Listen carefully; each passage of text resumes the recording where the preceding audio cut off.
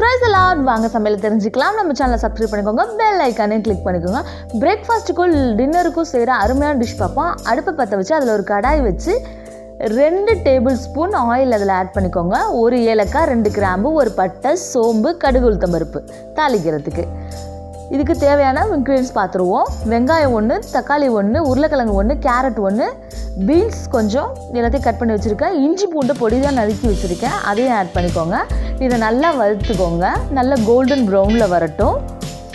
இதில் வெங்காயத்தையும் போட்டுக்கோங்க, இதையும் நல்லா வதக்கிக்கோங்க. அதுக்கப்புறம் தக்காளி போட்டு வெட்டி வச்சுருக்க காய் எல்லாத்தையும் இதில் ஆட் பண்ணிக்கோங்க. ஆட் பண்ணிவிட்டு இதுக்கு தேவையான சால்ட் ஆட் பண்ணிக்கோங்க.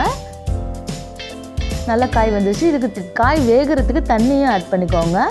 நல்லா மூடி போட்டு 5 நிமிஷம் கழித்து ஓப்பன் பண்ணி பாருங்கள். நல்ல காய் வெந்துருச்சு.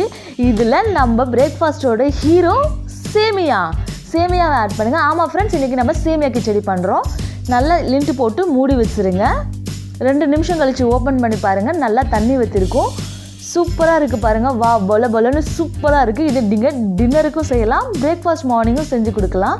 இன்றைக்கி நான் இதை தேங்காய் சட்னியோட சர்வ் பண்ணியிருக்கேன். தேங்க்ஸ் ஃபார் வாட்சிங்.